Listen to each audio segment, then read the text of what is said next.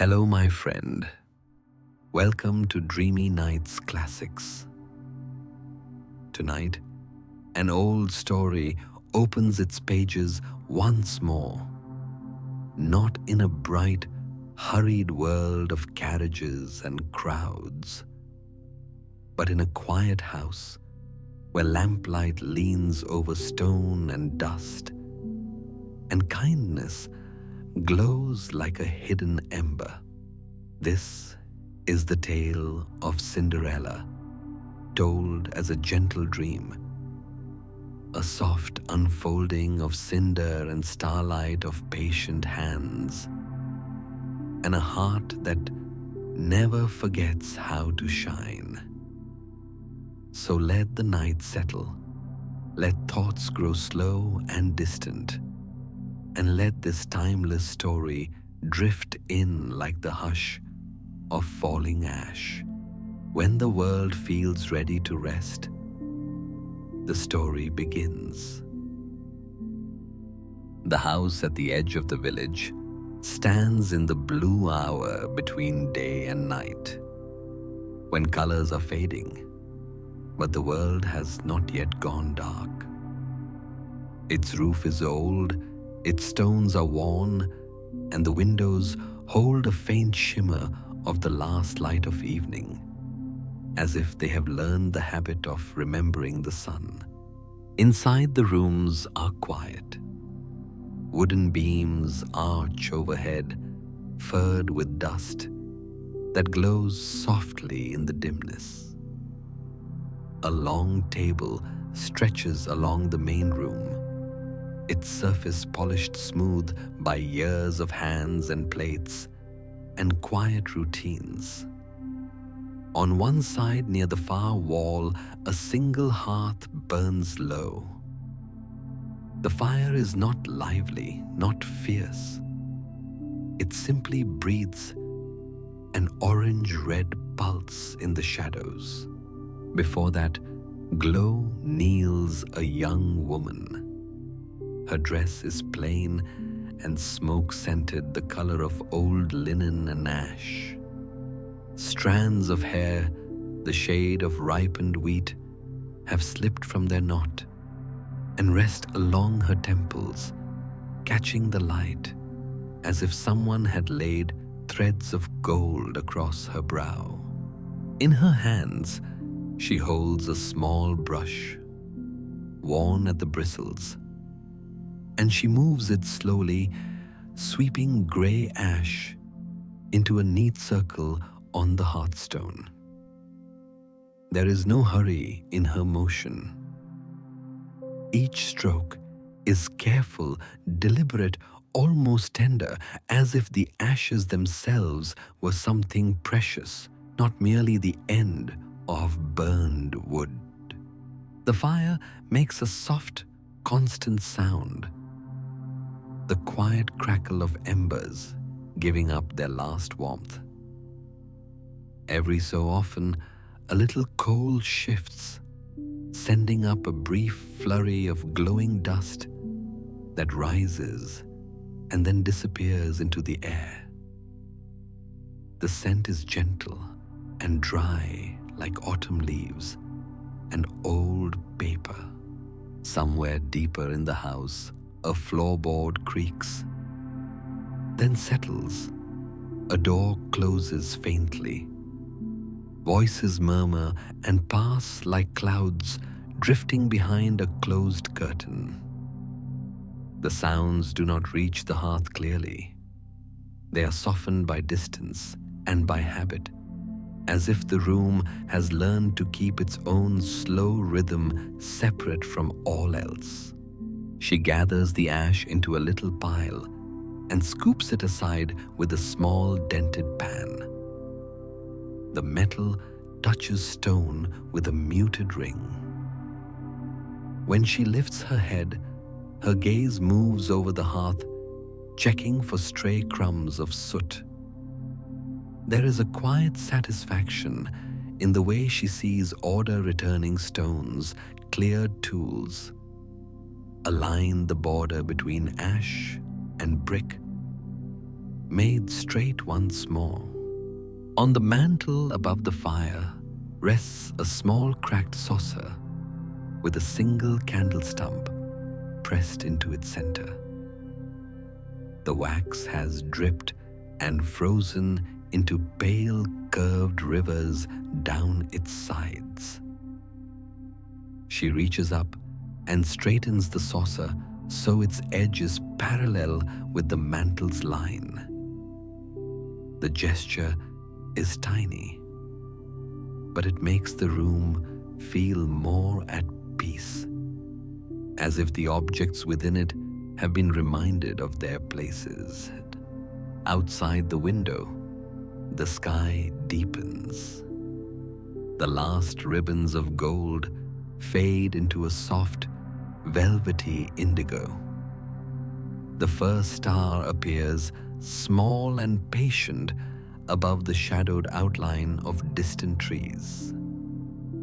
Its reflection trembles faintly in the window's old glass. She glances toward it, not fully turning her head, just allowing her eyes to rest on that quiet point of light. Something in her expression softens further, as if the star has greeted her by name, and she has answered with only a thought. Behind her, the long table waits. A few plates remain from the evening meal.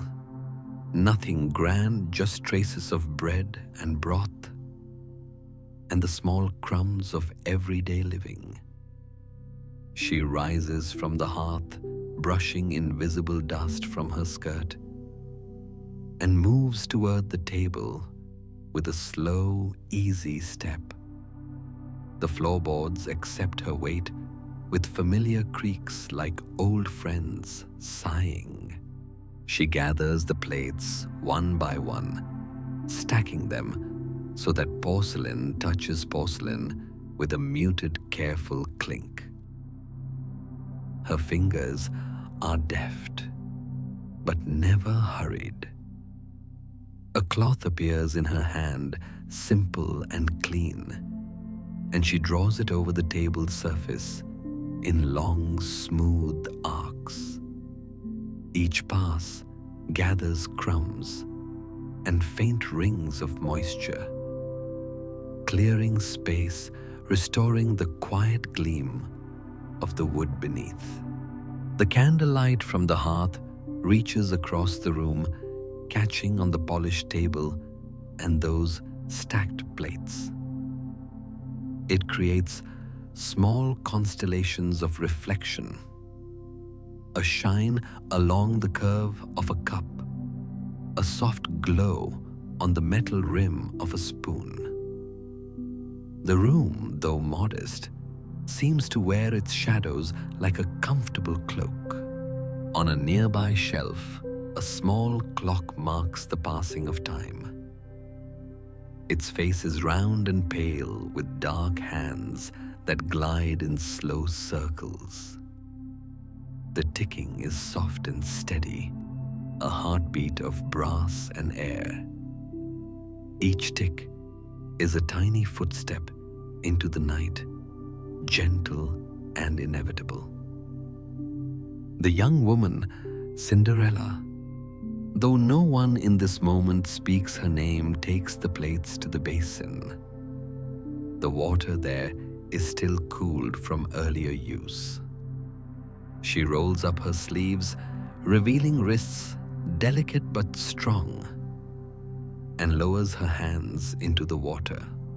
The first touch sends a faint shiver along her skin, but she does not pull away. Instead, she moves her fingers slowly through the water, feeling it shift and swirl, welcoming its quiet chill as another piece of the evening's ritual. The sound of washing is soft, the muted clink of porcelain beneath the surface, the whisper of cloth against glaze, the light drip of water returning to the basin. With each plate cleaned, and set aside a small order returns to the world. It is not the order of grandeur or ceremony, but the gentle repeating harmony of simple acts done with care. The basin grows clearer with each rinse until only faint ripples wobble the reflection of her face.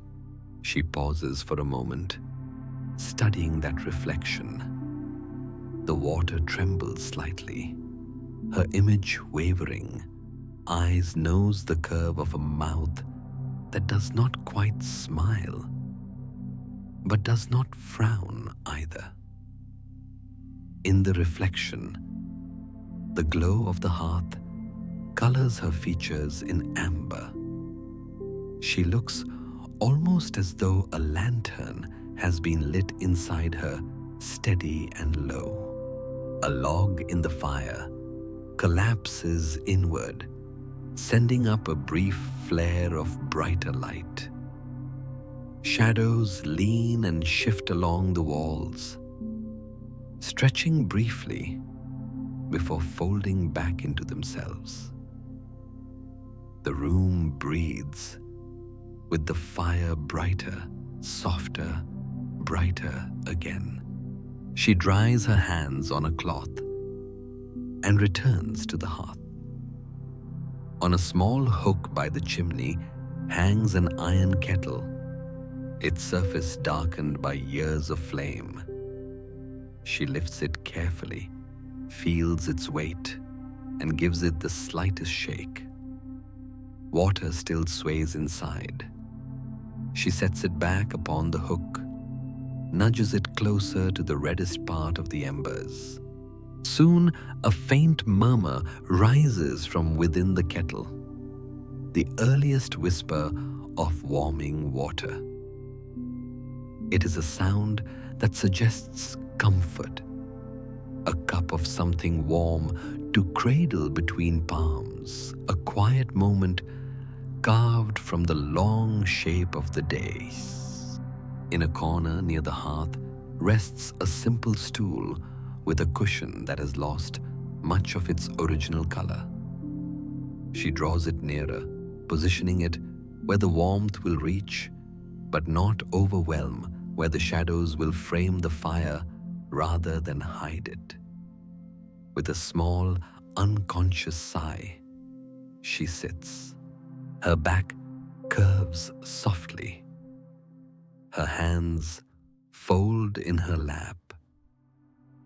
The fire's gentle light travels over her profile, tracing the line of her cheek, the bridge of her nose, the arc of lashes that flutter as her eyes half close.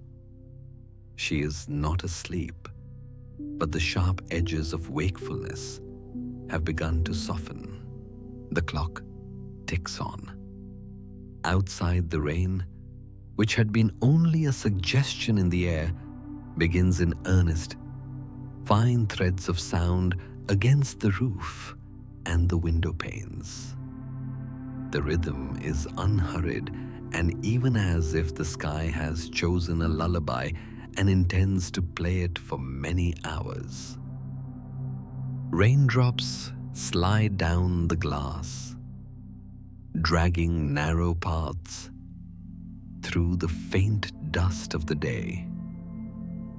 They blur the view of the world beyond the trees, the path, the far lanterns of the village, until all that remains is a wash of soft light and shadow. Inside the house grows more intimate, more self-contained, like a seashell holding the memory of an ocean. Cinderella's gaze rests on the ember glow. In the quiet, her thoughts move like leaves on a still pond, drifting, circling, never rising into storm. Perhaps she remembers voices from earlier snatches of conversation, the echo of laughter from rooms she served but never belonged to. But in this small circle of warmth, those sounds lose their sharpness, becoming distant and harmless. She leans forward and takes the small brush once more. Not because the hearth needs further sweeping, but because the motion of the bristles through ash soothes her. Tiny grey spirals appear and vanish under her touch. The scent of the cooled ash is faintly sweet, like the memory of smoke rather than smoke itself. The kettle's murmur grows a little stronger. A thread of steam escapes from its spout, curling upward in a slow dance before disappearing into the rafters. She rises, retrieves a single chipped cup from a shelf, and pours. The water falls in a gentle stream, clear and nearly silent. Into the cup, she drops a pinch of dried leaves gathered once during a rare, quiet afternoon in the garden. The fragrance blooms softly, earthy, floral calming. Returning to her stool, she wraps her hands around the warm cup. Heat seeps into her fingers, up through her wrists, into her arms. Each sip is unhurried, her lips barely parting, the warmth traveling down into her chest in a slow, peaceful path. The fire has settled into a bed of embers. Now no leaping flames, only a red breathing core. Every now and then, one coal brightens, then dims like a small thought that rises and falls without disturbing the mind's surface. The clock ticks, the rain falls, the kettle quiets. Her breaths deepen, growing longer on the exhale, softer on the inhale. Around her, the room becomes less a place and more a feeling. The sense of being held by light and shadow, by sound and silence in equal measure. In that gentle stillness, the first part of Cinderella's night is written not in loud events, but in small, sacred moments of order, warmth, and weary peace. The ashes are swept, the lamplight is steady. Time moves, but without haste. Morning rises quietly, not as a burst of light, but as a gradual easing of darkness. The sky outside the small house turns from slate to pearl, and the rain that lingered through the night has softened into a faint silver mist. The world smells of wet earth and smoke, and the tender sweetness that follows a long rain. Inside the hearth still breathes embers, dim yet faithful. Cinderella stirs before the others. The house lies folded in half-sleep floors that remember footsteps, walls that sigh with dreams. She moves through this half-world with practiced gentleness, her bare feet whispering across the wooden floor. The ashes she swept last night have cooled into a pale grey powder. She gathers them once more, not because she must, but because beginning with order steadies the mind. The small clock on the mantel gives its slow, round heartbeat. Tick, pause, tick. Between those sounds, she feels the hush of the morning, stretching wide and patient. She opens the shutters. a cool light flows in, filling the room with soft blue clarity. Dust motes rise like drifting pollen. In that light, the smallest things become holy: the curve of a spoon, the edge of folded linen, the breath of steam from a kettle newly warmed. She lights a single candle on the table, though dawn is already brightening. Its flame steadies the air, claiming a center for the day. Then one by one, she begins the quiet rituals that shape her mornings. She sets a pot of water above the coals. She breaks bread into a bowl, letting the crust fall in gentle pieces. The sound of the bread's soft crumble is joined by the faint flutter of sparrows gathering outside the window. Their calls are bright and small, threading through the mist like the first stitches of a new day. The scent of the bread mingles with the clean, damp air. She hums barely a tune, more a vibration of comfort. The sound fills the room the way lamplight fills a corner, calm, belonging without demand. The house begins to wake behind closed doors. A floorboard groans, a voice calls faintly, fabric rustles. She listens, but does not hurry. There is kindness, even in rhythm, one motion completed before the next begins. She carries a basin to the doorway and pours the cooled water from last night onto the steps. It falls in a thin stream, darkening the wood, releasing the smell of rain again. For a moment, she watches it trail down the grain before it disappears into the soil. The world beyond the threshold is simple. A garden patch, a well, a row of ivy climbing the outer wall. Leaves gleam with droplets, each one holding a tiny sun.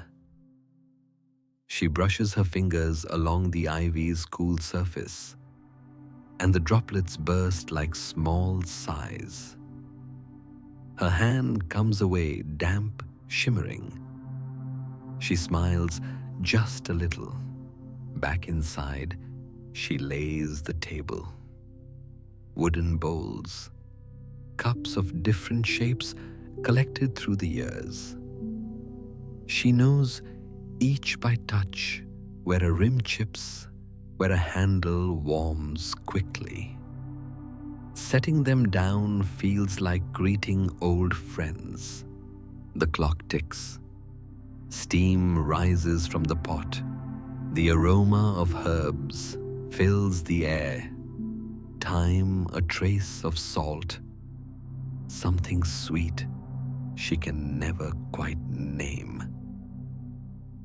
She closes her eyes and breathes it in deeply. The warmth curls inside her chest, loosening something tight that she didn't know she carried. Soon, the others will come down their steps. Quick, their voices sharper than the morning deserves. She knows this and does not resist it. The house has its patterns, so does she. But before the noise returns, there is this moment suspended and unclaimed. She uses it carefully, not in haste. She takes the damp cloth from the table's edge and moves through the room, touching small things back into place. A folded shawl upon a chair. A jar whose lid sits slightly askew. The gesture is so subtle it seems almost invisible, yet the air feels different when she's done lighter, more aligned. In the corner stands a cracked mirror, its silver backing faded into a mist of gray. When she passes, she catches her reflection only in fragments, an eye, a hand, a sliver of her face. The image flickers as though the mirror remembers her in pieces. She doesn't pause to examine it. She only dips her head slightly, a wordless greeting to the self she glimpses there. From a shelf, she retrieves a small wooden box. Inside are needles, a coil of thread, and buttons saved from garments long vanished. She carries the box to the window, where the light is kindest. Sitting there, she begins to sew tiny, steady stitches along a torn hem. The thread slips through cloth with a soft hiss, like the sound of breathing. Her mind drifts as her hands work. She thinks of nothing in particular. The smell of rain on stone, the shape of the clouds, the way birds always find each other. The act of mending becomes its own meditation. Each stitch a heartbeat, each pause a breath. When the tear is closed, she ties a small knot, cuts the thread, and smooths the fabric flat with her palm. It looks almost new again, though the cloth itself is thin with years. She folds it, presses it to her chest for a moment, and then sets it aside. The door behind her opens. Footsteps cross the threshold. Voices weave in brief, brisk unseeing. A request for this, an order for that. She answers softly, never defensive, never small, simply calm. Her words move through the air like ripples in water, carrying no weight of resentment. As quickly as they arrive, the footsteps fade again. The house resumes its breathing. She returns to her stool, listening as quiet refills the spaces between sounds. She lifts her cup of tea from the table. The surface trembles faintly with reflected light. For a moment, she watches it, fascinated by the way brightness can live inside darkness, how warmth can exist even when surrounded by chill. Outside, the mist has thinned into morning light. Through the open window, the garden stirs, leaves turning toward the sun, droplets flashing like tiny mirrors. A bee drifts in, hums around the rim of a bowl, and leaves again. The sound lingers, faint and golden. She moves to the doorway, drawn by that glow. Stepping outside, she stands barefoot on the damp stone. The air wraps her ankles with coolness. Around her, everything glistens, the edges of leaves, the threads of a spider's web, the faint halo around her own breath. She walks slowly through the small garden. There is no path, only the soft giving earth, and her own sense of where to step. She kneels beside a patch of mint, breaks a sprig, and inhales. The scent is bright, alive, almost playful. It fills her lungs and clears her mind. Her hands find weeds among the herbs, and she pulls them gently, loosening each root without tearing. Soil clings to her fingers, rich and cool. She lays the weeds aside, pats the earth smooth again. The texture of it grounds her rough, yet forgiving, ancient, yet always new. Above, a dove lands on the well's edge. Its feathers are the color of smoke. It tilts its head, watching her with dark, liquid eyes. She meets its gaze and, without thinking, speaks a quiet greeting. The dove coos a soft, rolling note that vibrates through the still air. For a few breaths, they share the space, the girl and the bird, both small, against the wide, waking sky. Then the dove lifts off wings, whispering like silk, and vanishes beyond the roofline. She follows its flight until it becomes a white speck in the light. Then nothing. When she returns inside, her steps leave faint prints of moisture on the floor. She wipes them away with the cloth still in her hand, erasing evidence but keeping memory. The house smells of mint and rain now, and something subtle contentment perhaps. The kettle on the hearth murmurs again. She adds water for the others, setting the cups in their places.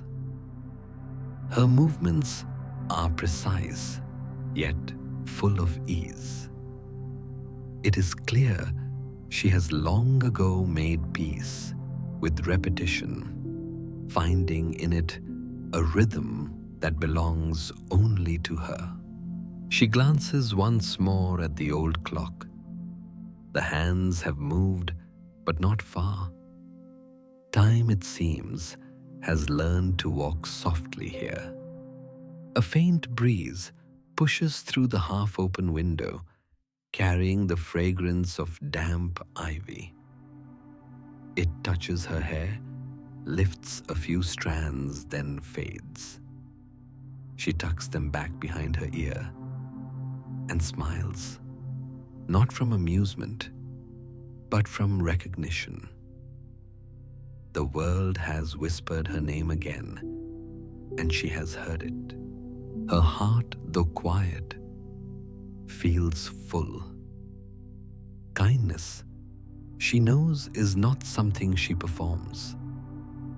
It is the place from which she lives.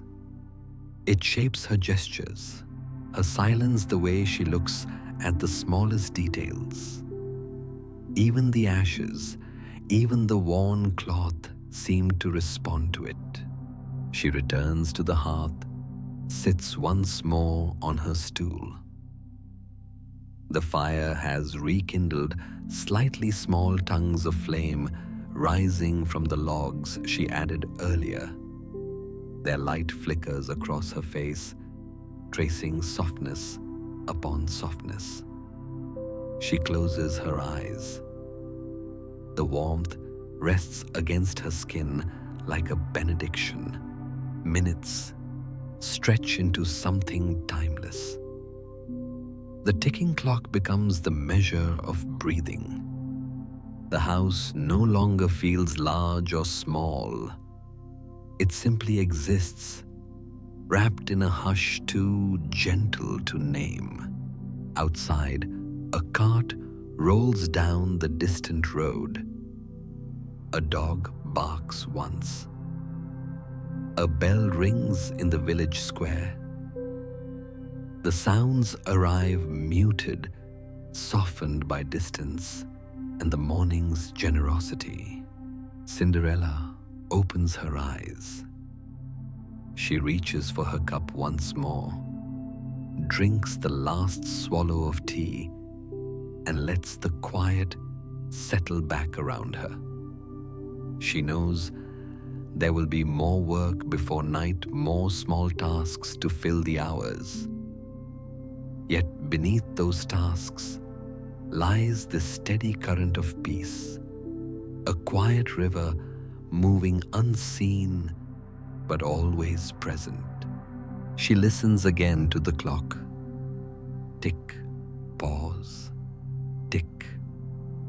Each sound feels like a promise kept. The candle on the table has burned low, its flame barely higher than the wick, yet it holds steady.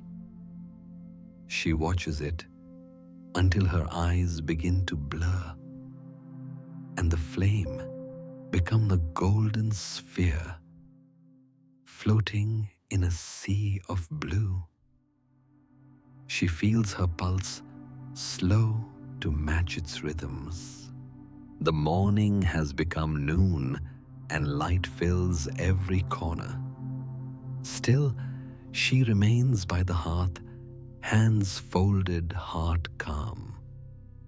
In this stillness, kindness is not a duty, but a refuge, a quiet space she can return to again and again, no matter how loud the world becomes. The door behind her opens once more. A voice calls her name sharper this time, cutting the silence. She answers with a simple yes, the word soft but clear. It hangs in the air like the final note of a lullaby, neither defiant nor defeated. Then she rises, smooths her apron, and begins to move again. The room watches her go, the flicker of the fire following her steps, the clock marking her passage. When the door closes, a faint echo lingers the warmth of her presence, the quiet shape of grace left behind. Evening returns as gently as it left. The long arc of the day bends back toward quiet, and the light that once filled every corner of the house begins to soften, pulling into longer shadows that stretch across the floor. Outside, the sky cools from pale gold to a wash of muted rose, then to a deep, serene blue. Cinderella moves through the familiar rooms as the daylight falls away. There are final tasks: to finish a cloth, to hang near the hearth, to dry a bowl, to set upside down, so its rim will not chip a few stray crumbs, to coax into a waiting hand and carry to the open window where sparrows still linger in the hedges. The birds hop closer when she appears, their eyes bright and curious. She scatters the crumbs across the sill and watches them flutter and dip, tiny bodies trembling with life. Their wings make a soft, quick sound like pages turned in a small, eager book.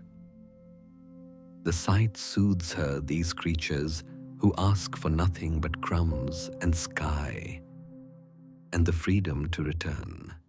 The last of the day's voices fade from the house. Footsteps retreat up the stairs. Doors close, and the air below expands, stirred only by the sighs of old wood and the distant ticking of the clock. By the time she has straightened the chairs and folded the last linen, the world outside the windows has turned almost entirely to indigo. A single bright star hangs above the horizon. Its light, steady, unwavering. She notices it as she passes the narrow window by the stairs. Something in its quiet persistence touches her, and she pauses, one hand resting on the banister, the other on the cool stone of the wall. For a moment, she does nothing at all. She simply stands, and watches that star, trying to understand why its presence feels like a question she has always carried. Then, without rushing, she descends the last few steps and returns to the heart of the house. The hearth glows again modestly. Tonight, the fire is small, fed by thin pieces of wood that burn clean and slow. The flames rise and fall with a soft, steady rhythm, casting shadows that waver across the ceiling like drifting smoke. On the mantel, the little clock continues its quiet work. Tick, pause, tick. Its sound threads through the room like a low, reassuring chant. She lights a candle from the hearth, tilting the wick until it catches. The new flame blossoms, then settles into a gentle teardrop of light. She cups her hand around it as she crosses the room, guarding it from any stray draft. The way she moves makes it clear. Even something as small as this is worth protecting. At the far side of the room, beneath a taller, wider window, waits a small wooden stool. It has been there for as long as she can remember. Its legs are slightly uneven. Its surface bears the faint rings of long ago cups. But it sits in the place where night always feels kindest. Cinderella sets the candle on the sill, then settles onto the stool. The wood sighs softly under her weight, adjusting to her familiar presence. She draws her knees closer, folds her hands atop them, and lifts her gaze to the window. Outside, the garden lies in a wash of shadow. The shapes of leaves and stones and the well's low wall blur into a single dark silhouette. Above that soft darkness, the sky has opened fully tonight. Stars scatter across it like seeds in a deep blue field. Some are faint, barely visible. Others shine more brightly, clustering in patterns she does not know the names of, but has always recognized. The candle beside her flickers as a small draft finds it, then steadies. Its light dances on the glass, mingling with the reflections of the stars outside, so that for a moment it is difficult to tell where the world ends and its mirrored image begins. She leans forward slightly, resting her forearms on the sill. Her breath fogs the glass in a pale, translucent cloud.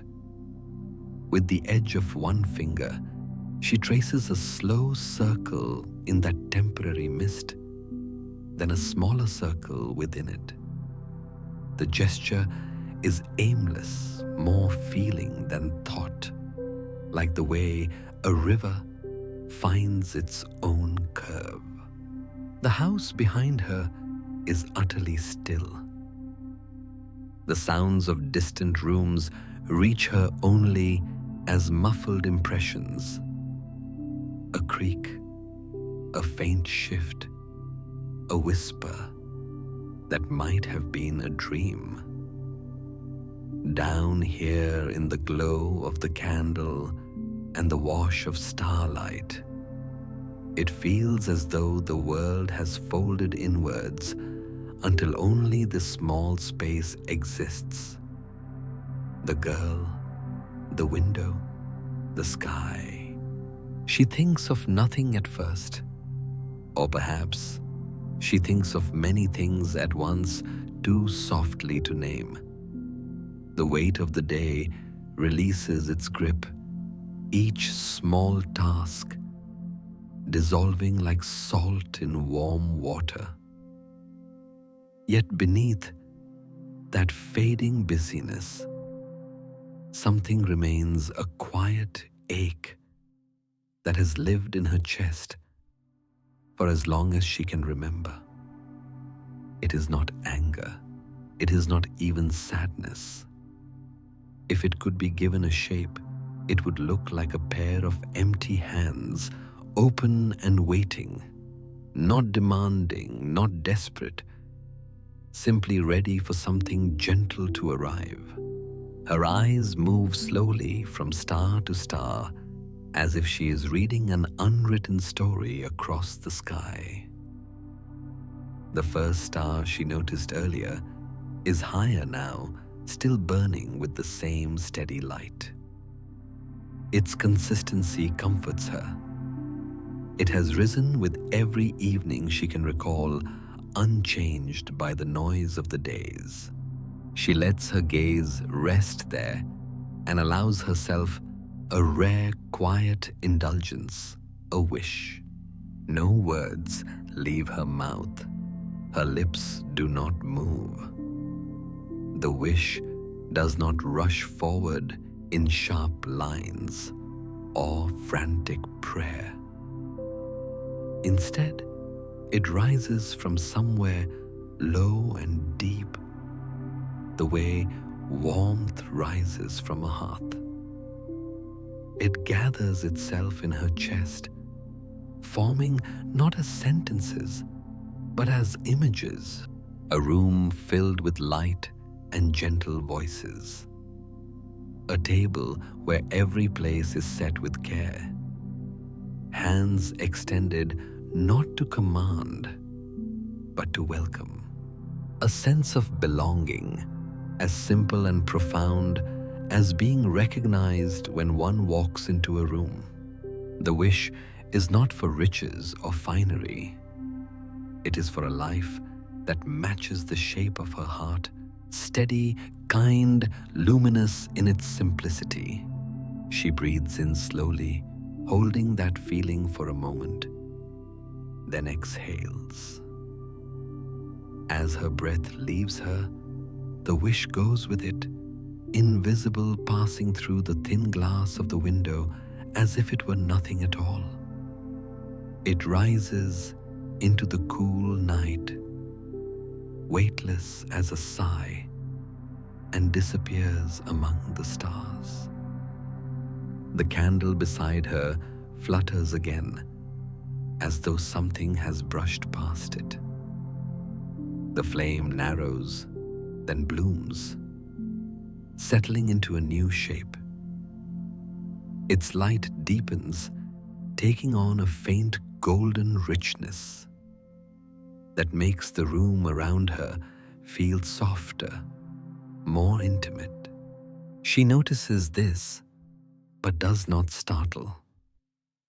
Magic in the tales she has overheard is said to be sudden and bright, full of transformation and spectacle. But whatever moves through this moment is different, quieter, more like the slow turning of a season than the flash of a single instant. The air in the room feels slightly warmer, though the fire in the hearth has not changed. It is as if the space itself has leaned closer, like a friend drawing near to listen. She closes her eyes. Behind her eyelids, she still sees the afterimage of the star, a pale circle of light floating in the dark. Beneath that lingering glow, something inside her lengthens and softens. The ache is still there, but it has shifted, becoming less a wound and more a hollow space prepared for something gentle to fill it. Her hands resting on the windowsill uncurl. Her fingers lie relaxed, the small scars from years of work catching the candlelight in tiny silvery strokes. If anyone were watching, they might see that those hands, though used to labor, are made for tenderness. She listens. At first, there is only what she expects: the distant hoot of an owl, the soft rustle of leaves shaken by a timid breeze, the clock in the next room keeping its slow count of passing moments. But beneath these, or perhaps between them, there seems to be another sound, a faint hum, like the edge of a melody too subtle to name. It might be imagination. It might be only the blood in her ears. Yet it feels in this moment like the world is humming back to her wish, acknowledging it, holding it, considering it.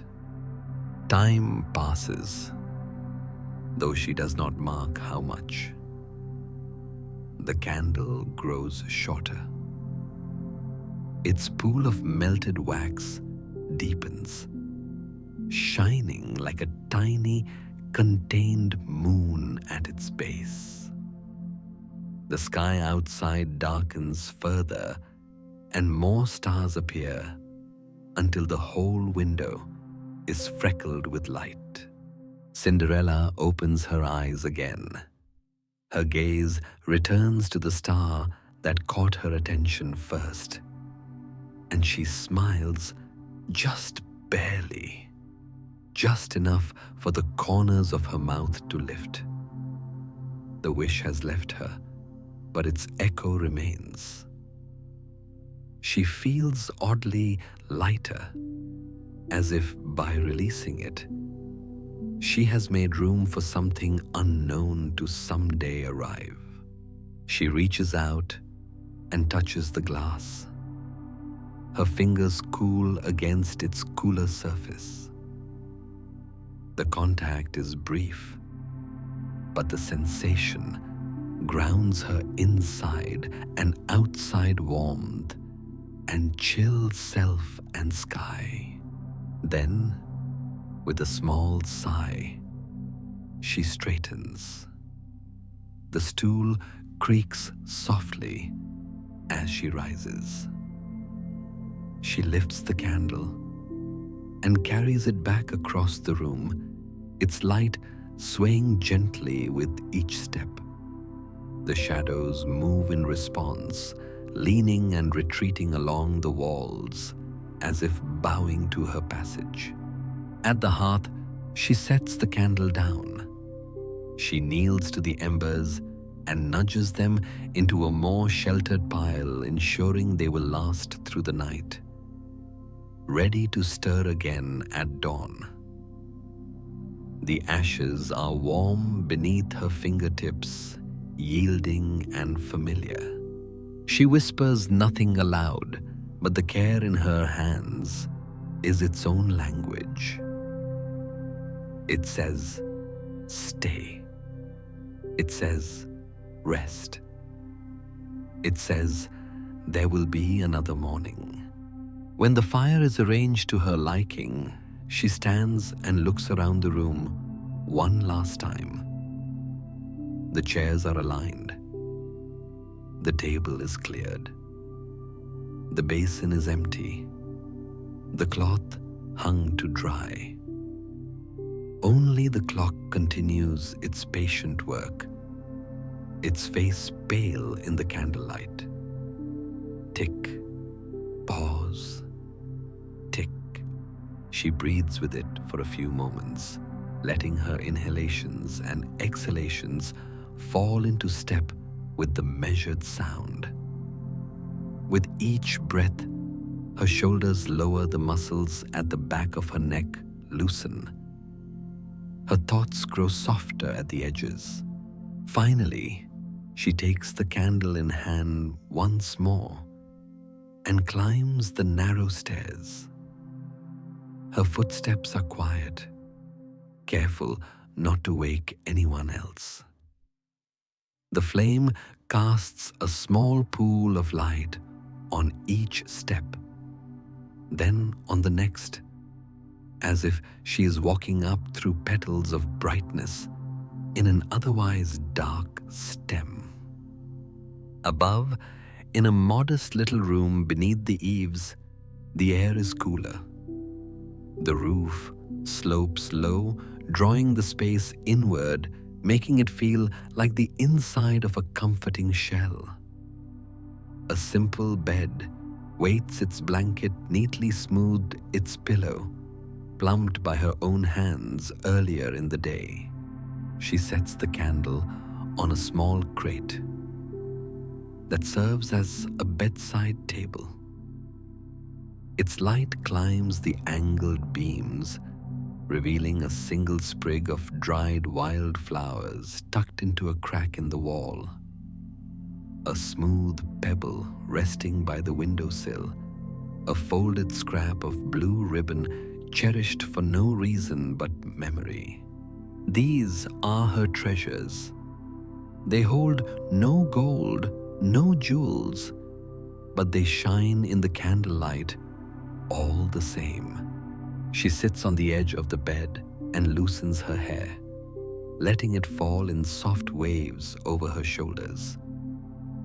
The relief is immediate.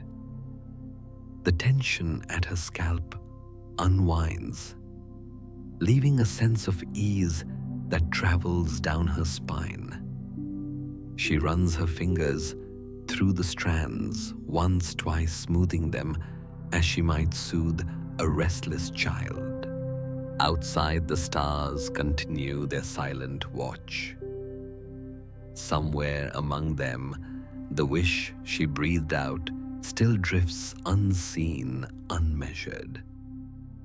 Down here, she lies back on the bed, the straw-stuffed mattress creaking gently under her weight. The blanket gathers over her like a slow-moving cloud. The candle flickers, then steadies, then finally begins to thin as the wick shortens. Its light softens, turning the room into a world of blurred edges and muted forms. Cinderella's breathing deepens her chest, rising and falling in a rhythm that matches the old clock downstairs, even though she can no longer hear it. Her eyes close, and the last thing she sees is the faint glimmer of starlight through the small crooked window.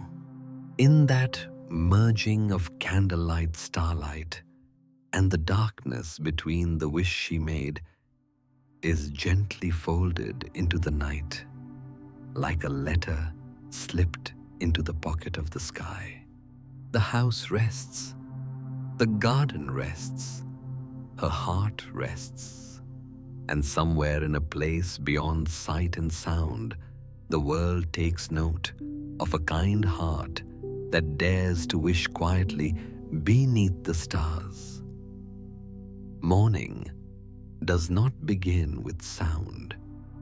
It arrives instead as a gradual brightening, the gray edges of dawn spreading like breath against the walls. The small window above Cinderella's bed glows faintly, tracing a pale outline across her blanket. A single beam slides along the floorboards, touching the wood with color once lost to night. She stirs, not startled, but called. The quiet seems to lift her from sleep rather than wake her. She lies for a moment between dreaming and awareness, feeling the way the air has changed, no longer the cool hush of night, but the gentle expectancy that belongs only to morning. Below, the clock keeps its patient rhythm.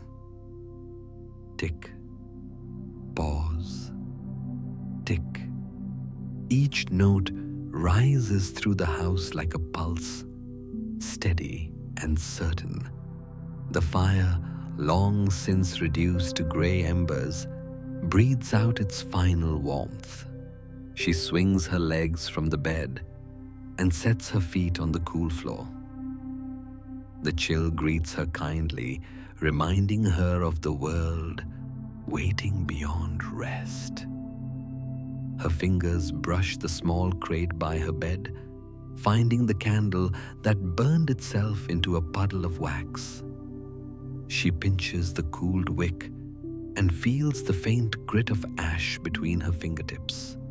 When she stands, her hair falls forward in a soft curtain.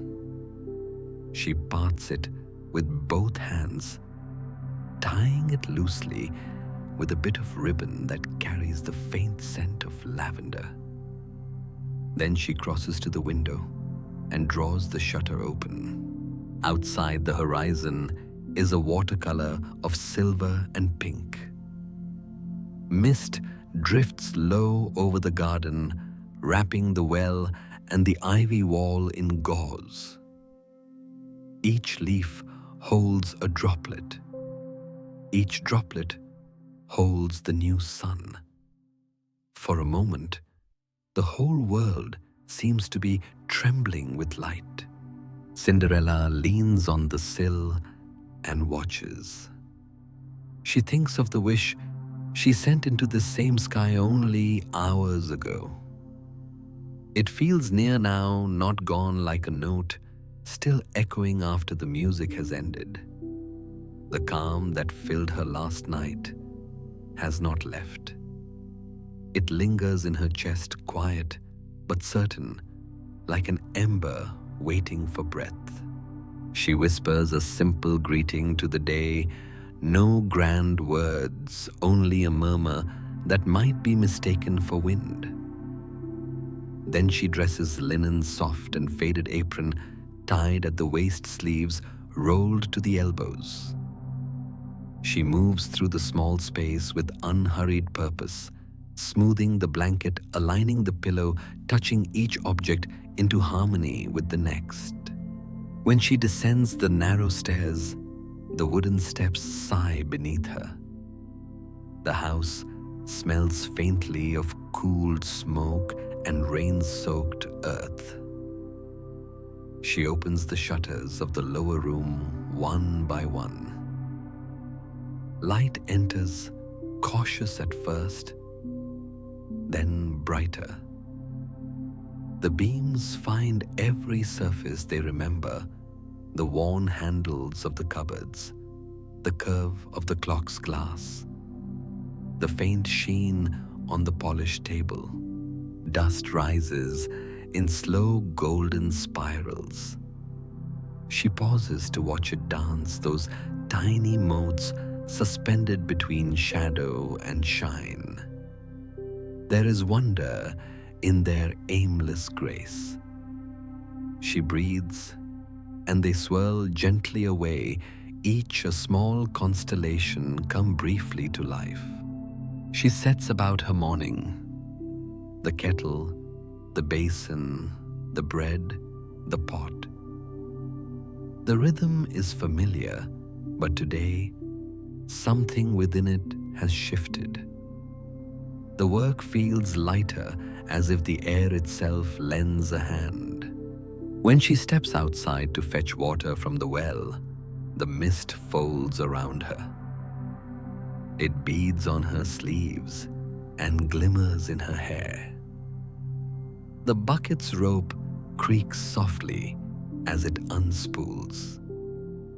The water below mirrors the sky, silver endless. She lowers the bucket, hears it break the surface with a muffled sound and the soft splash as it fills.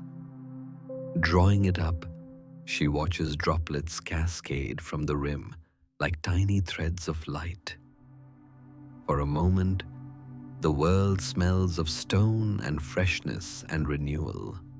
Back inside, she pours the water into the kettle and places it above the rekindled fire. Flames accept it gladly, licking the black iron with golden tongues. Steam will come soon, warmth will follow. On the table lies the fabric she mended yesterday. The stitches catch the new light and glint faintly. She runs a hand over them, pleased at how smooth they feel, how quietly they have healed the tear. Things mend, she thinks, when the hands are steady. A sound breaks the stillness, a distant rumble, faint but clear. Hooves on the road, wheels on wet stone, not hurried measured. It draws closer, then slows. She straightens, listening.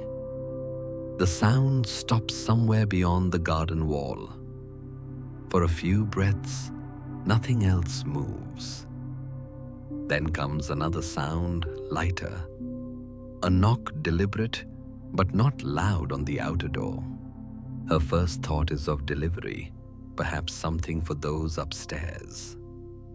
She wipes her hands on her apron and crosses the room. The latch lifts with a soft clink. The door opens halfway, letting a rush of bright air spill in. The figure beyond is wrapped in a cloak the color of early dawn. No dust, no mud stains the hem. A hood shadows the face, but the posture is calm, waiting. The scent that enters with the visitor is strange and sweet, like lilies and cold rain. Cinderella blinks, adjusting to the light behind the figure.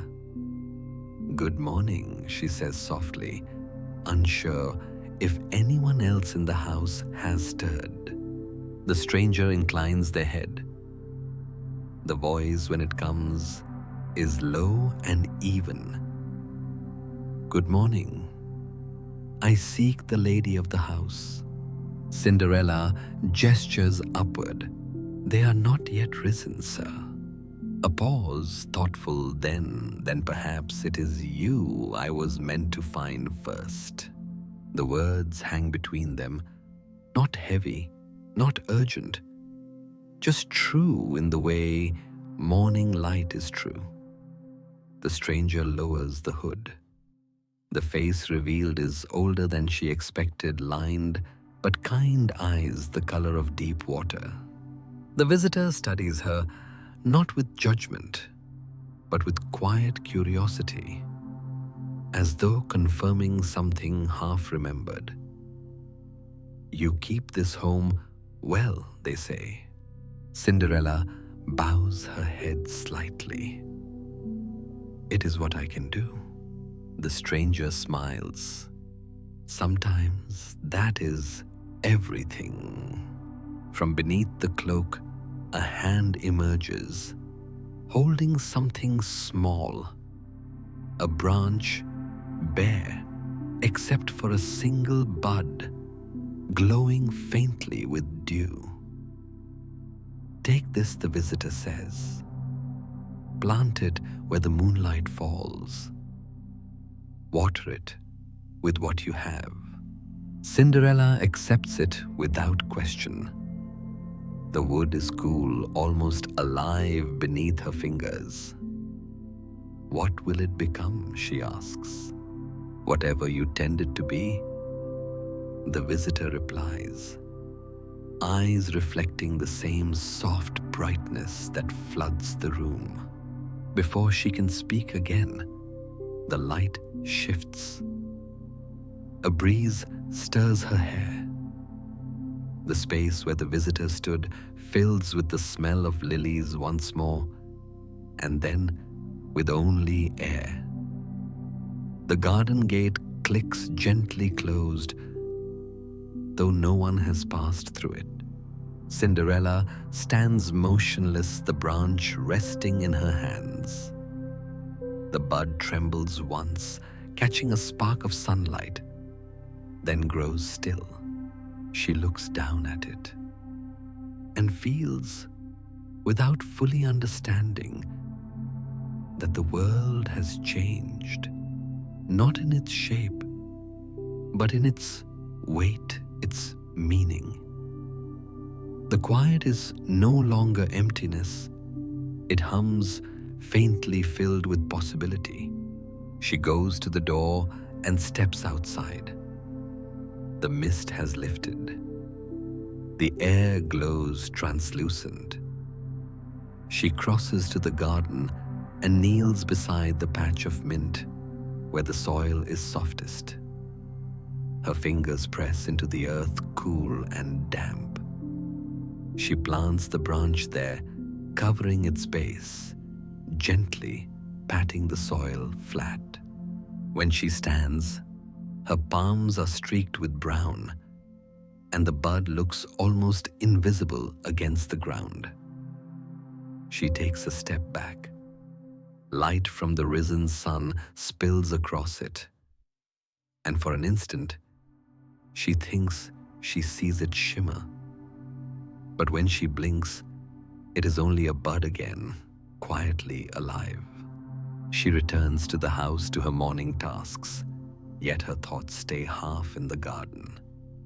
Every time she glances out the window, she sees the patch of soil and the small promise buried within it. The water in the kettle hums now, ready for tea. The sound is steady, comforting. She pours a cup and holds it between her palms. Steam drifts upward, wrapping her in its warmth. Through the open door, a shaft of light reaches across the floor, golden and clear. It touches the ashes by the hearth and turns them silver. It slides over the table, the cup her hands. For a heartbeat, she stands within it, every thread of her dress catching the glow. She closes her eyes, and the light feels like something more than sunlight, something that recognizes her. The warmth rests on her skin like a soft hand, and for the first time, she senses that her wish sent out into the night has begun to return. The clock ticks on. The kettle quiets. The bud outside leans toward the light. Inside, the girl breathes slowly, evenly. The air tastes of mint and morning and possibility. The world, she thinks, is still the same, and yet not quite. Something unseen has crossed the threshold.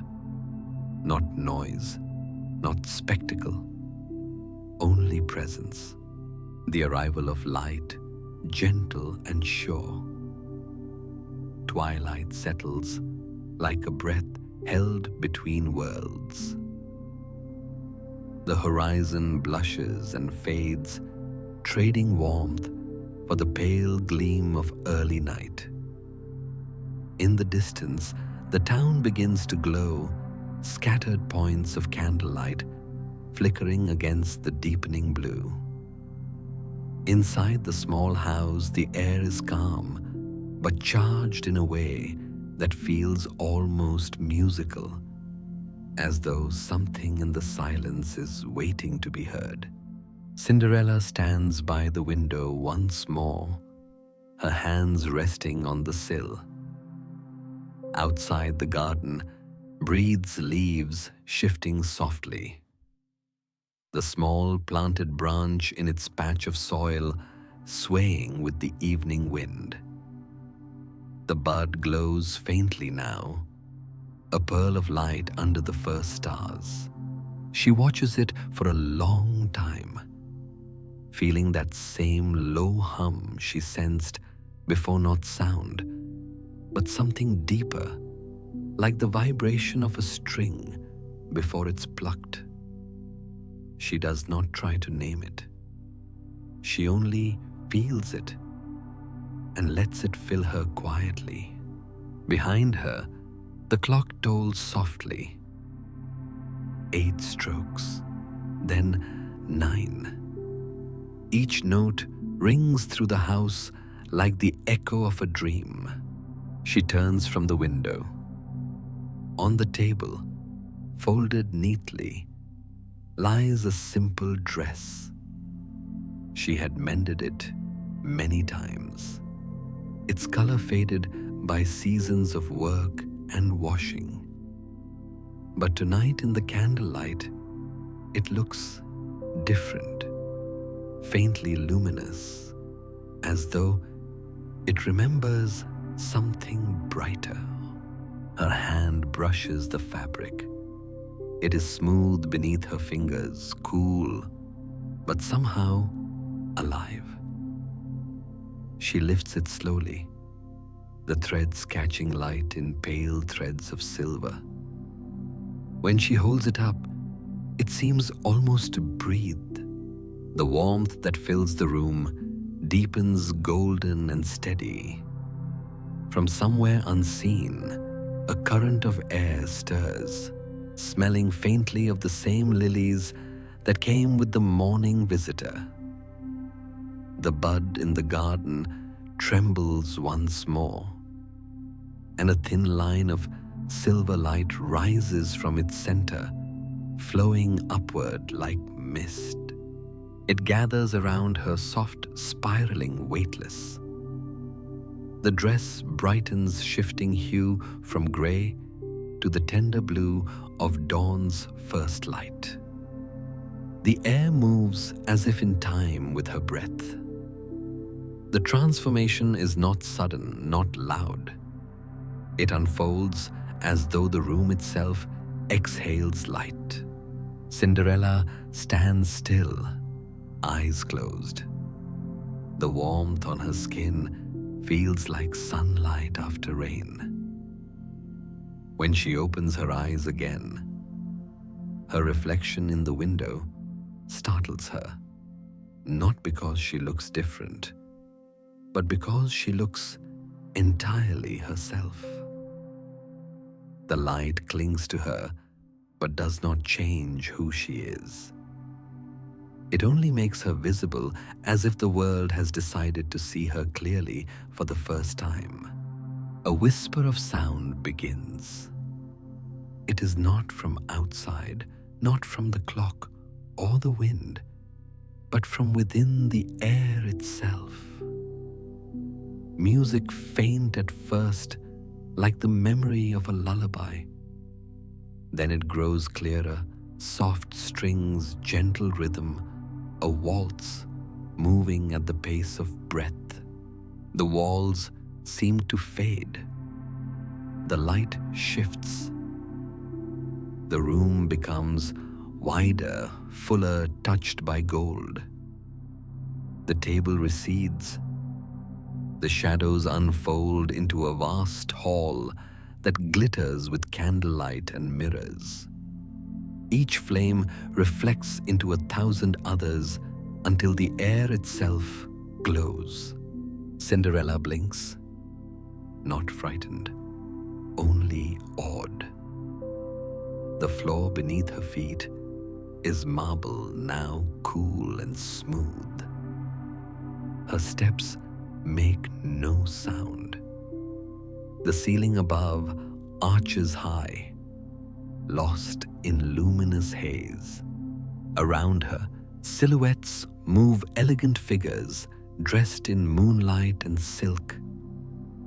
Yet they are not sharply real. They are suggestions formed of light and motion, as if the night has chosen to dance with itself.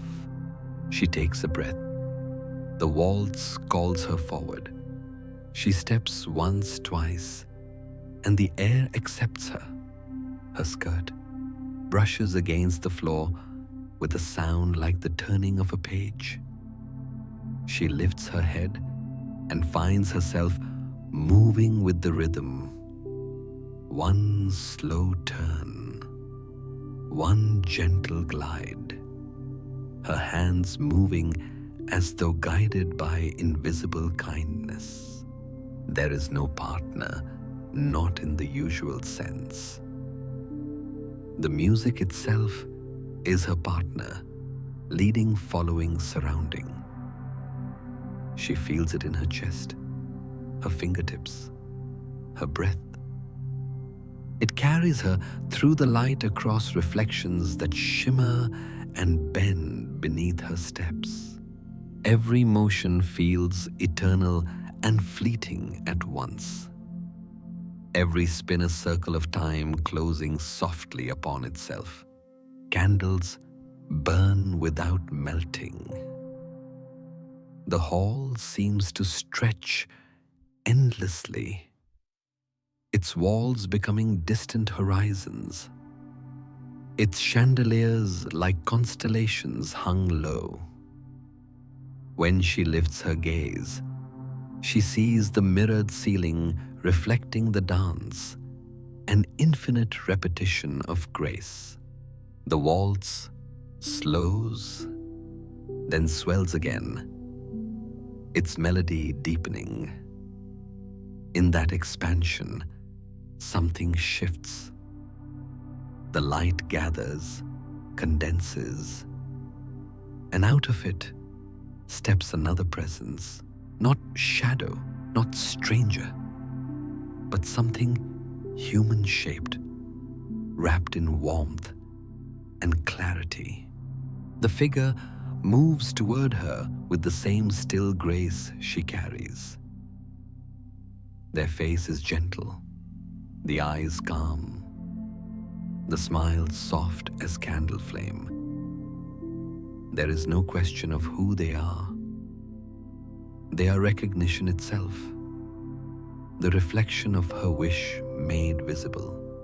When their hands meet, the touch is weightless, yet sure. Together, they turn once, twice the world, folding around them like silk. The music slows further, each note a heartbeat, each pause a breath shared between them. No words are spoken, none are needed. The waltz becomes a language of motion, a conversation in balance and light. In the reflection of every mirror, the same two figures glide steady, serene, untouched by haste or sorrow. Cinderella's eyes close for a moment. She feels the warmth of the other hand in hers, the faint pressure of fingers that mean no possession, only companionship. It is the kind of contact that asks nothing and offers everything. As they turn beneath the chandeliers, the light flares gently, bathing them in gold. The music seems to flow not from instruments, but from the very walls, from the air, from the heartbeat of time itself. Then slowly, the tempo softens. The steps become smaller, the spins narrower, until movement itself seems to dissolve into stillness. The music fades to a single lingering note. The light thins, spreading outward, fading like the final echo of a dream. Cinderella stands again in her small room, the candle flickering beside her. The fire has burned low, and the faint sound of the clock returns, grounding her once more. For a long time, she stands unmoving, feeling the way her pulse continues in the same rhythm as the vanished waltz. She looks down. Her dress is no longer the color of dawn, but the quiet gray she has always known. Yet, on its surface, light lingers, faint dustings of shimmer that refuse to vanish entirely. She smiles, not in surprise, but in peace. Whatever magic visited her was never about gowns or splendor. It was a lesson written in light that grace lives not in what we wear, but in how we move through the world. She steps back toward the hearth. The ashes gleam faintly, remembering gold. The planted bud outside the window glows softly in the dark. No longer just a bud, but something beginning to bloom. The clock chimes once a single low tone, then another and another. 12 strokes. Midnight.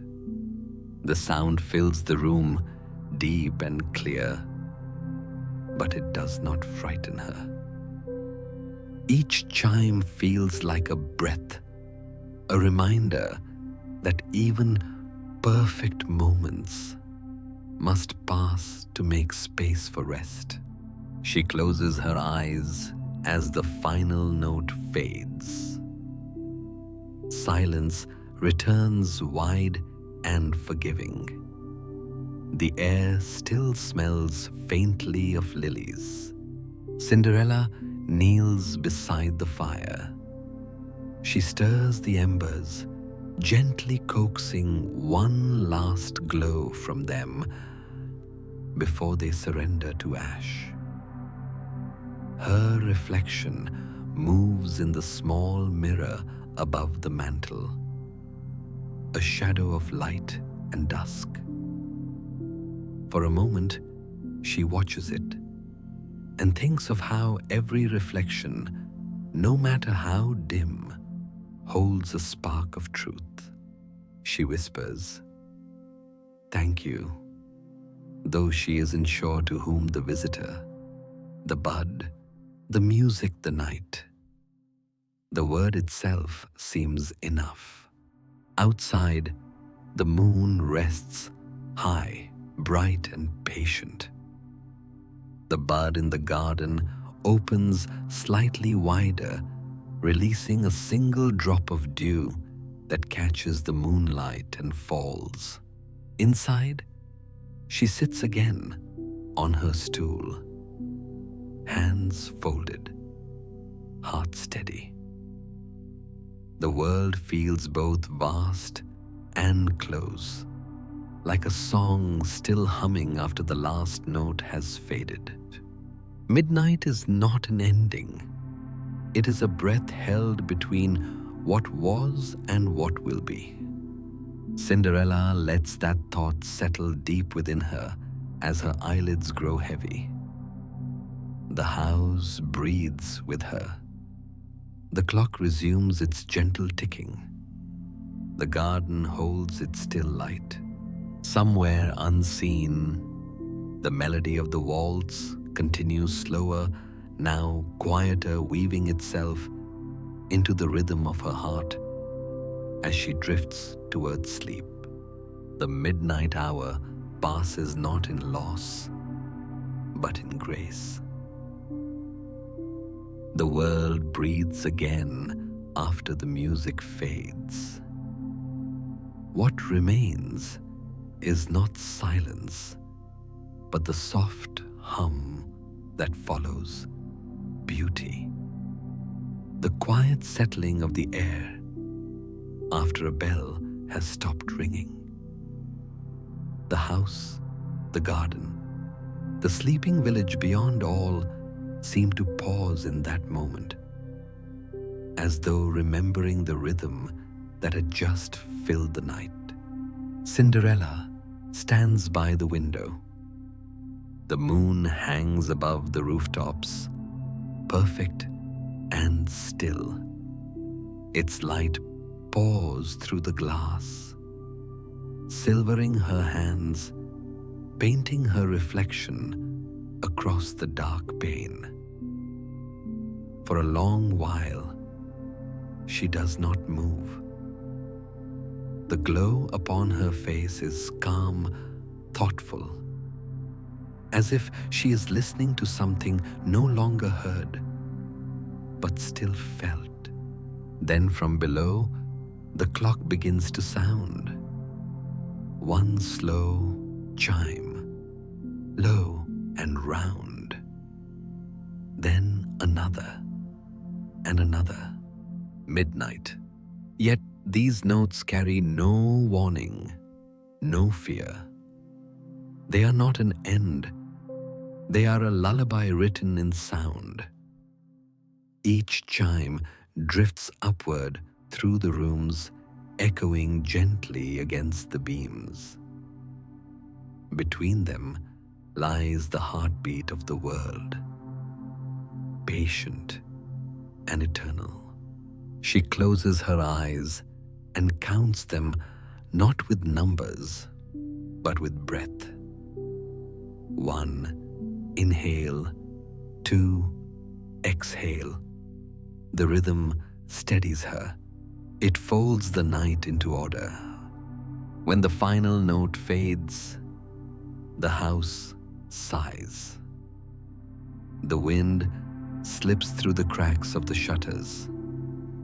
A loose branch taps softly against the outer wall. All else is quiet. She turns from the window and lets her hand rest on the table's worn edge. The faint shimmer that clung to her dress has vanished now, absorbed into the weave of the fabric, leaving only the memory of light. But inside her, something continues to glow, gentle and steady, like an ember that cannot go out. The stool waits by the hearth. She moves toward it, barefoot, her steps soundless on the floor. Each board greets her with a sigh, old wood speaking in its sleep. The embers in the hearth are dull but alive. She kneels beside them and stirs them softly with the iron poker. A small flame flickers up, then subsides, satisfied. The scent of cooling ash rises dry sweet, a little like parchment, warmed by candle heat. She adds 2 slender twigs, not to awaken the fire fully, but to keep its heartbeat through the last hours before dawn. The small crackle they make sounds like a whisper of reassurance. The kettle beside the hearth has cooled. She tilts it slightly. Inside, a single drop of water slides down the metal and falls onto the coals with a faint hiss. Steam curls upward, vanishing into the half-dark. Cinderella sits back on her heels and watches. Time, she realizes, is made of such small disappearances. Sound into silence, light into shadow, breath into rest. And yet, none of it is truly gone. Everything leaves behind its warmth. She reaches toward the mantel where the clock rests. Its brass frame glows faintly in the reflected firelight. She has kept it wound for years. It was one of the few things in the house that seemed to ask for nothing but care. She strokes its side lightly as though it were a living creature. The ticking continues, unchanged, content to measure the passing seconds without hurry. Her eyes lift to the mirror above it. The glass is dim, clouded with age. In it, she sees her own reflection, blurred at the edges, surrounded by the moving halo of the hearth's glow. It looks less like an image than a memory of one, a glimpse of the person she has been, the person she is becoming. She studies that reflection. The lines of her face are soft, the weariness there, but gentle. Beneath it lies quiet strength, not the strength of force, but of constancy, the kind that bends rather than breaks. The clock ticks on. Each beat feels like a word she does not need translated. You are here. You are safe. You have done enough. She sits on the stool again, folding her hands loosely in her lap. The window beside her is a darker rectangle, now filled with moonlight and the faint outline of the garden.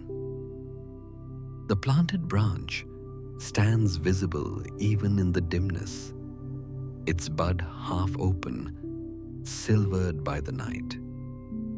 She wonders if it can feel the same rhythm she hears, the slow, steady pulse of the clock, the quiet breathing of the world. Perhaps everything that lives learns to listen. The minutes flow seamless and forgiving. The air cools. Her body relaxes into the wooden seat until she feels she could melt into its grain. Somewhere in the distance, an owl calls, once its note deep and round. The sound folds into the night like ink into water. Cinderella's thoughts drift, not sharply defined, but fluid, mingling with memory and imagination. She sees the stranger at the door, the lilies, the waltz that seemed to come from nowhere. She sees the star she wished upon and wonders if even now it watches her through the ceiling, its light traveling ages to reach her small, quiet room. A warmth spreads behind her ribs. Gratitude, perhaps, or peace, or both woven together until they are indistinguishable. She whispers into the air, not a request this time, not a wish, but a simple truth. Everything has its hour. The words sound almost like part of the clock's music, folding perfectly into the next tick. Her eyelids grow heavier. She lets them close. Behind them, the darkness feels soft, velvety. In that darkness, the rhythm continues. Tick, pause, tick. Each sound marks not time lost, but time kept, moments gathered rather than gone. She imagines the house as a living thing, its beams and stones breathing with her. The walls expand slightly with each inhalation, contract gently with each exhalation. The air itself seems to sway, a slow waltz of stillness. Then faintly, she hears it again, the echo of the earlier melody, the waltz returning in fragments. Not from instruments, but from memory. The notes drift in and out, incomplete yet whole.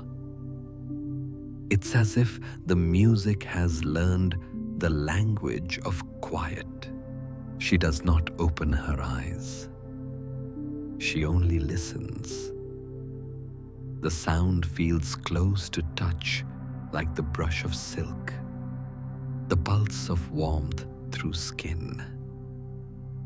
It wraps around her, familiar and forgiving. The music carries her somewhere just beyond thought.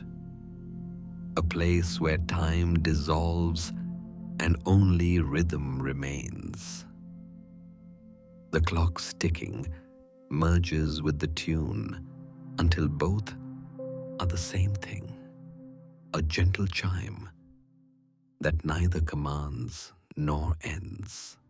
Outside, the moon begins to lower its light, softening into a faint glow along the garden wall. Dew gathers again on leaves, glinting faintly even in the dim. The air smells of water and soil, and the promise of dawn waiting patiently beyond the horizon. Cinderella's breathing slows. Her head tips slightly to one side. The edge of sleep brushes her consciousness, not as a fall, but as a floating adrift downward into warmth. The stool creaks faintly beneath her weight, but she does not wake. The clock chimes once more softer now, as if noticing her rest and choosing to speak gently.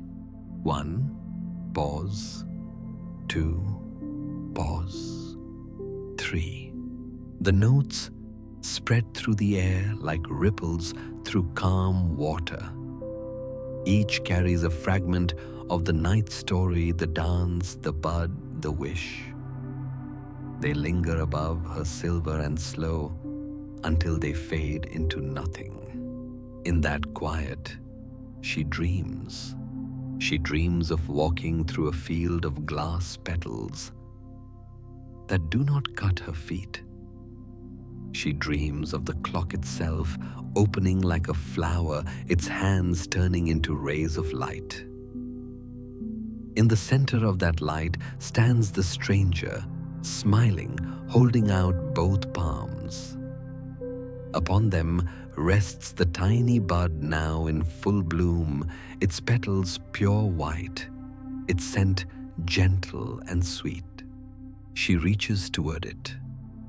The warmth that meets her fingers is the same warmth she feels in the waking world, the steady pulse of her own heart aligning with the rhythm of the earth. The dream folds itself into stillness. Downstairs, the embers finally sigh into gray. A last curl of smoke rises, carrying the faint perfume of burnt wood and mint. The clock resumes its endless conversation with time. Tick, pause, tick. In her chair, the girl sleeps, face turned toward the glow that no longer burns. Her lips hold the faint curve of peace. Through the open window, the earliest wind of morning arrives, cool, carrying with it the scent of dew and faraway rain. It touches her hair, stirs it slightly, and then moves on. The garden waits. The branch waits. The sky waits. All of them listening to the same quiet chime. For a moment, the entire world seems to breathe in unison. Then, as the first line of gold reaches the horizon, the clock gives one final note, neither beginning nor ending, but the simple sound of existence continuing. The hour changes, light gathers, the gentle chime fades into dawn. Dawn arrives with tender restraint, not the brilliant sweep of light that conquers darkness, but a slow awakening, the kind that touches rather than commands. Pale gold filters through the shutters, dusting the air with soft luminescence. The faint scent of rain still lingers, mingled with the sweetness of cooled ash and mint. Cinderella wakes where she had rested by the hearth. Her head tilted slightly to one side, lifts as if in rhythm with the first bird song beyond the window. She blinks once, twice, letting the edges of the world reassemble themselves around her. The fire is no longer alive, but warmth clings to the stones. She runs her fingertips lightly along them, feeling the traces of yesterday's flame. Embers turned grey ash, turned silver. The language of endings written in quiet tones. She rises and moves toward the window. The garden glows under morning light, leaves slick with dew. The planted branch, now taller, crowned by a single open flower.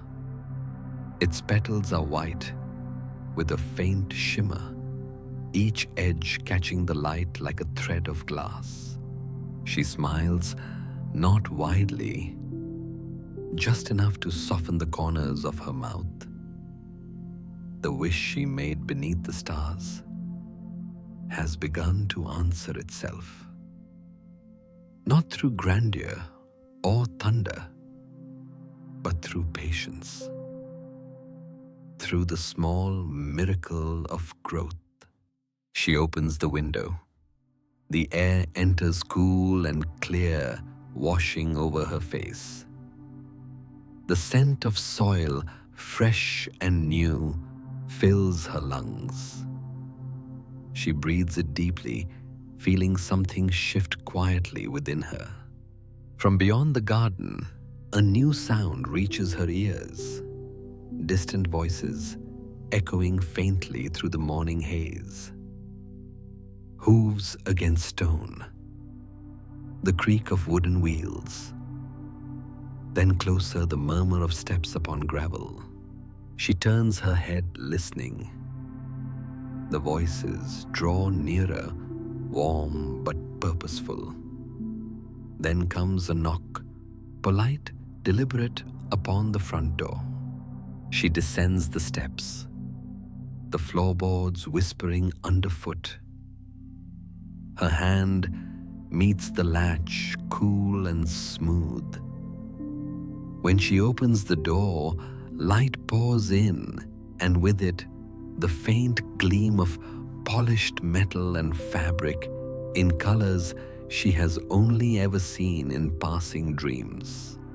Before her stand two attendants in the livery of the royal house, their cloaks edged with embroidery that catches the sun. Between them, held upon a velvet cushion, rests a single slipper, delicate, translucent, and shining with the clarity of water.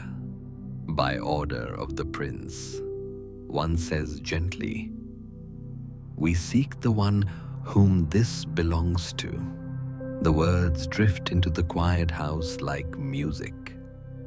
They carry no weight of command, only of ceremony, of a ritual too ancient to rush. Cinderella gazes at the slipper. It seems impossibly fragile, yet it holds its shape against the morning air. A memory stirs the waltz, the chandeliers, the rhythm that still hums somewhere in her chest. She steps aside, allowing them to enter. The sound of their boots on the worn floorboards is respectful, hesitant, as though even they feel the calm of the place. They explain their search. Many have tried, none have fit. The slipper, they say, was found on the palace steps. As midnight gave way to morning, a fragment of something beautiful left behind. Cinderella listens quietly, her eyes resting on the gleam of the slipper. It catches the reflection of the open door, and for a moment, she sees the entire garden within it. The branch, the flower, the light. When they finish, she nods once, "May I?" The nearest attendant inclines his head, offering the cushion forward. The slipper glows against its dark fabric like a captured moon. She sits upon the stool by the hearth, the same one where she has spent so many evenings tending flame and ash. The attendants wait motionless, their faces softened by the warmth of the room. Cinderella's hands hover above the slipper for a moment. The glass is cool, impossibly smooth. When she lifts it, the light bends through it, painting her skin with faint rainbows. It feels alive, not a relic, but a memory solidified. She slips her foot inside. It fits without effort, as though it has been waiting for this moment to remember its shape. No sound marks the fit, only a small quiet certainty, like two notes resolving into harmony. The attendants exchange glances, but neither speaks first. Then one kneels as is custom, though the gesture feels more reverent than formal. "It is you," he says softly, almost to himself. "The dance, the light." Cinderella lowers her gaze. The slipper still shines upon her foot, gathering the warmth of her skin until it glows from within. A breeze slips through the open window. It moves across the room, lifting the edges of her apron, bending the flame of the nearby candle. The air feels charged again. The same low hum she has come to know, though gentler now, as though the world is sighing in relief. The second attendant steps forward. The prince asks for the lady who danced until the clock spoke of midnight. He says, his voice respectful. He wishes to see her again. The words echo softly. They sound like an invitation, but not an order. They carry warmth, not expectation. Cinderella looks toward the garden. Sunlight slides over the leaves, turning dew to gold. The flower upon the branch sways slightly as if nodding. She feels no fear, only a serene curiosity. "I will come," she says. And the quiet that follows feels like the final page of a long chapter, turning itself. The attendants bow, leaving the slipper where it is. At your pace, one murmurs, as though even he understands that haste has no place here. When they have gone, she sits for a moment longer. Her fingers trace the edge of the slipper, the rim cool and smooth beneath her touch. She lifts her other foot, slips the second shoe on beside it. The pair complete again, luminous and whole. The firelight catches the surfaces, scattering reflections across the walls. The tiny fragments of color drift upward like falling stars in reverse, dissolving into the ceiling's dim beams. She stands. The slippers make no sound upon the floor. They carry her as lightly as breath.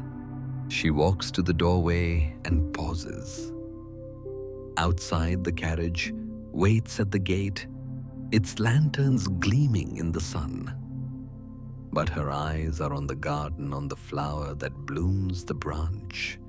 that will one day be a tree. The light falls upon her, and the air shimmers faintly. It is not transformation now, not magic. It is recognition, the world seeing what it already knows. She steps into the morning. The stones beneath her feet hold the warmth of dawn.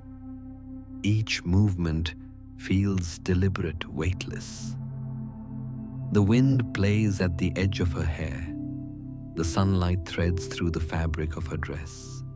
At the threshold, she turns, once glancing back into the room that has been her quiet world for so long.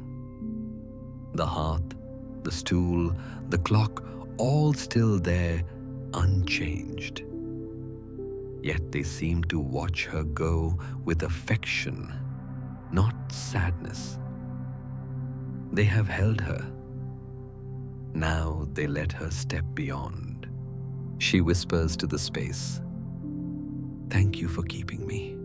Then she steps forward, and the light welcomes her fully. As she walks toward the waiting carriage, something catches the corner of her vision. She glances down and sees a single fragment of light resting upon the ground, a tiny piece of glass, round and perfect, like a teardrop that has turned to crystal. She bends and picks it up. It is weightless, barely real.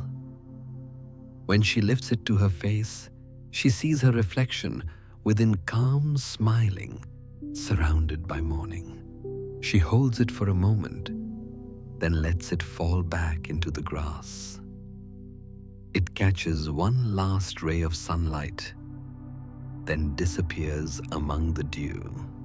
The attendants open the carriage door, their movements silent. Inside, the seat glows, faintly upholstered in soft gray and silver. She steps in and sits, her hands folded neatly in her lap. The slippers gleam, capturing the passing light as the carriage begins to move. The path ahead curves, gently lined with trees whose branches weave a canopy overhead. Light filters through the leaves in shifting patterns, dappling her skirt with gold. The rhythm of the wheels on the stones matches the slow ticking of the clock, still echoing faintly in her ears. She leans back, allowing her eyes to close. The carriage sways in a slow, soothing rhythm, like the motion of a cradle. The air smells of sunlight and leaves, and a hint of jasmine. Her thoughts drift not to palaces or crowns, but to the hearth, the branch, the wish beneath the stars. Each memory folds into the next, like pages of a well-loved book. Somewhere far behind, in the small house at the edge of the village, the clock continues its gentle chime. It no longer measures time for her, but it keeps her memory in its steady rhythm. Inside the carriage, light flickers across her face as she breathes slow and even. The slippers shine faintly in the dim interior, each reflection a quiet heartbeat of peace. The road unwinds, soft and endless. Trees give way to open sky. The horizon glows pale and calm, and the wind carries a sound that might be distant music or the sigh of the morning itself. The girl who once swept ashes now rides through sunlight, not as someone transformed, but as herself, radiant in her stillness, awake to her own quiet grace. The glass slipper, once a symbol of impossibility, is only light now. Light she carries wherever she goes. The house, the garden, the clock, the fire, they remain watching the path empty of her steps. But in the air that lingers behind her, there is no absence, only the faint shimmer of something fulfilled. And as the carriage rounds the bend and disappears into brightness, the wind drifts through the open door, brushing the ashes in the hearth until they rise for a moment, tiny grey petals turning to gold in the morning sun. The day continues. The world breathes. And in that breath, her story rests glowing softly like the slipper left beneath the light. The road glimmers beneath the early sun. It winds through the fields like a pale ribbon of light, quiet and unhurried, its stones still damp from the night's rain. Along its edges, wildflowers tilt toward the morning, their petals glistening with dew. The carriage moves at a slow, steady pace, wheels murmuring softly against the earth. Inside, Cinderella sits bathed in the tender gold of dawn. The motion rocks her gently like a lullaby written for the waking world. Her eyes half close, following the shifting light that filters through the windows, dancing across her hands. Each flicker feels familiar, as if the day is stroking her palms in quiet gratitude. Outside, the air smells of wheat and distant water.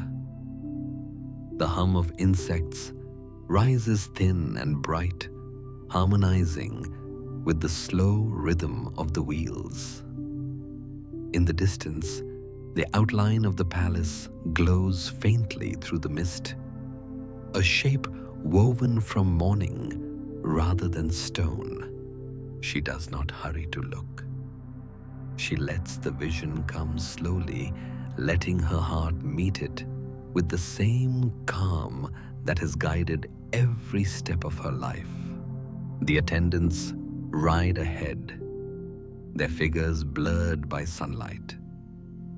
Birds move across the sky in smooth arcs, their wings leaving invisible trails of motion. The world feels immense, yet intimate, as though everything has drawn a little closer to listen. Cinderella exhales, and with that breath, the last remnants of worry leave her. What awaits her is not a test, or a throne, or a fairy tale. It is a continuation of stillness, of gentleness, finding its place in a larger, slower rhythm. The carriage passes through a grove of trees. Shadows ripple across her lap, dappling the fabric of her dress. The light through the leaves flickers like water. She remembers another light, the one that rose from the bud in her garden, that wrapped her in quiet radiance, and realizes that the two are the same. Morning and magic light and kindness, all part of one long breath. The palace gates stand open when she arrives. Their iron scrollwork gleams with morning dew, each curve catching the sun and releasing it in tiny flashes. The attendants dismount and open the door. She steps out carefully, her slippers touching the stone without a sound.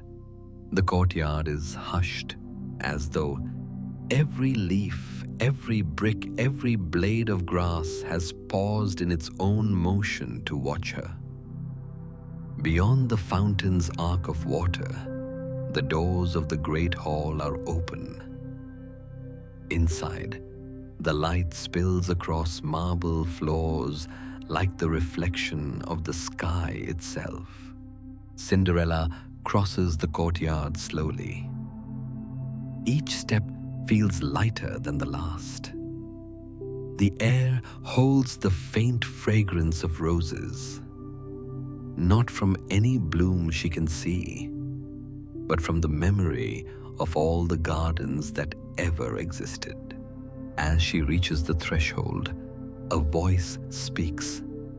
A voice she has not heard before yet. One she somehow recognizes.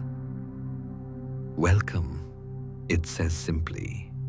The prince stands at the end of the hall, the morning behind him, his figure haloed in white gold light. There is no crown, no ceremony, no courtly crowd. Only stillness vast and gentle. For a long moment, they do not move toward each other. The distance between them feels sacred, like a pause between two notes that need no bridge. They are mirrors in that silence, two souls who have spent their lives listening for the same quiet truth. Then slowly, they step forward, first one, then the other, until they meet in the center of the sunlit floor. The air shifts. Dust motes drift between them, shimmering like tiny planets in a private universe. The sound of the fountain outside fills the pauses where words might have been. He bows his head slightly. "You left something behind," he says. She smiles. "Then I was meant to return." His gaze softens, not with wonder, but with understanding. "You carried the light with you," he murmurs. "We only followed its trail." Her laughter, quiet and sincere, moves through the hall like wind through glass. It echoes once, then fades into the golden air. The palace around them glows brighter, as though light itself recognizes reunion.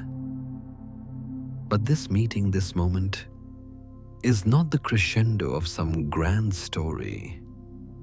It is its still point, the calm at the heart of a long, patient circle. Outside, the morning continues. The flower she planted stretches higher, its petals now full open to the sun.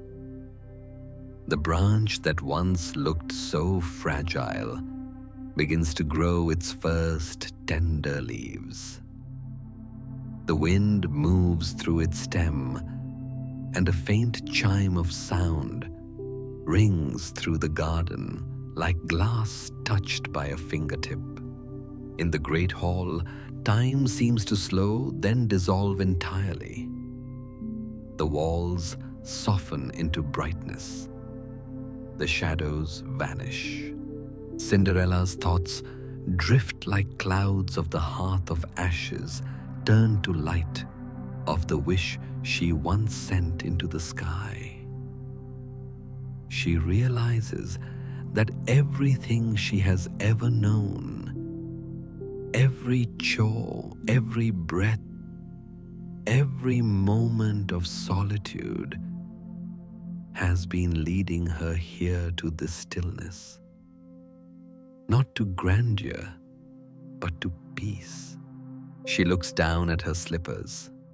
They shine faintly transparent as morning frost. The light around them quivers, then stills. It is then that the clock begins to chime again. Once softly, then again.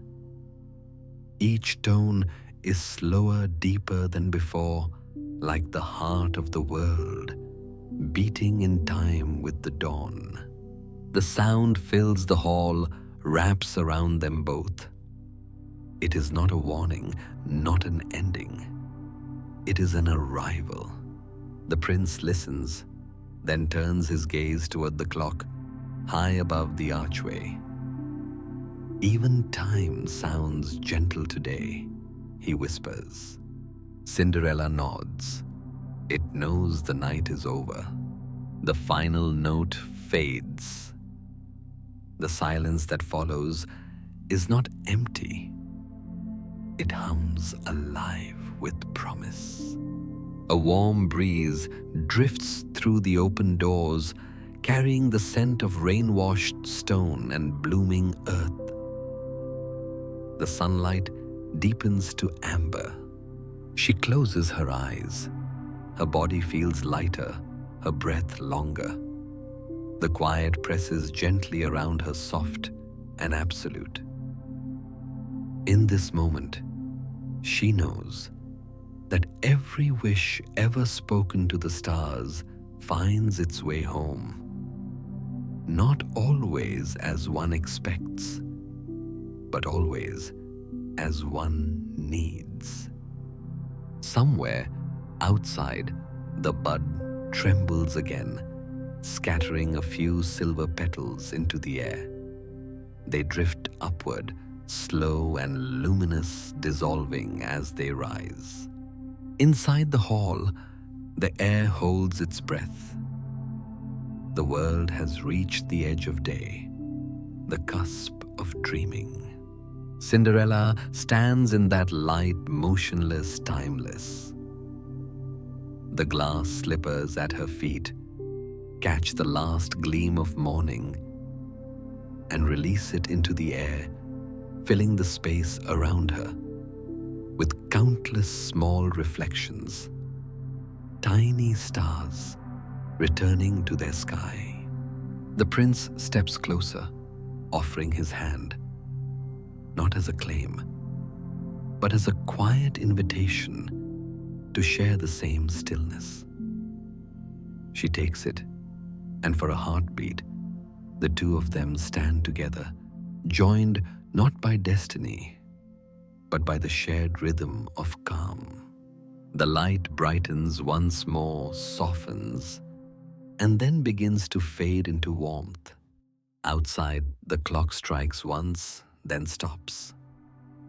The garden exhales. The wind slows. The story rests. Cinderella's breathing matches the earth's steady, peaceful, eternal. In that vast quiet, everything drifts toward rest. The palace walls, the open sky, the sound of her heart. All of it folding gently into stillness. And as sleep settles over the world like the final stroke of gold across a canvas, the last image lingers, a girl, once covered in ash, now radiant in calm, standing within morning light that feels like home. The wish fulfilled, the light returned, the night complete. Sleep well, dream softly, and may the night hold you kindly.